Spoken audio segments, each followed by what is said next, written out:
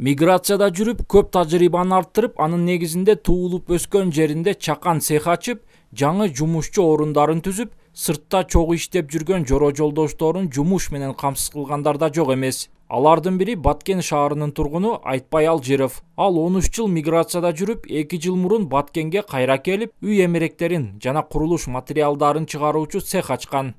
Жыйган акчаларыбызды бул кыйынчылыктарга байланыштуу биз полный акчасына үй билеме жөнөтүп, жана калгандарını топтоп 2013 жылы кайра келип, өзүбүздүн Кыргызстанга салым кошоюк деген максатта, ой максатта. Анан миграцияда жүргөндөн бул жерде Кыргызстанда жүргөн жакшы эми, өзүңдүн туулган жериңде өзүң мамлекетке салым кошоюк деген максатта келип, ошол жумуш баштадык. Пластик, алюминий жана башка материалдардан заманбап эшик терезелерди жасаган Амирбек Баткенде орто мектепти аяктагандан соң Орусияда миграцияда жүргөн.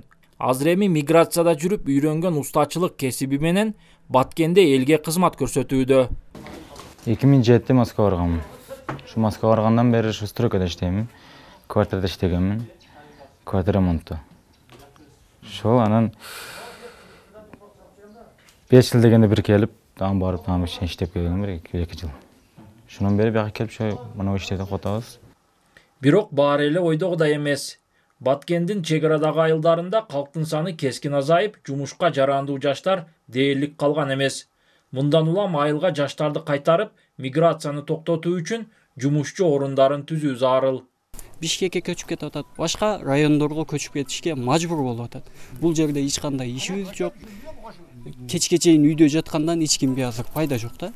Бир ишкана ачылыш керек, же болбосо ар кандай уюмдар аркылуу азыркы күндө мал чарба, айыл чарбасын өнүктүрүү иш-чаралары болуп атат. Чарбага окшогон ушундай приграничный айылдарга тарта турган болсо, менимче жаштарды кызыктыруу жакшы болот эле деп ойлойм. Миграцияны токтотуп, чек арадагы элди кармап калуу максатында Кыргыз өкмөтү Баткен облусуна өзгөчө макам берип, анын алкагында ири суммада акча каражаттары бөлүнүп, ишкердик кылып жумуш орундарын түзүүгө шарттар түзүлүүдө.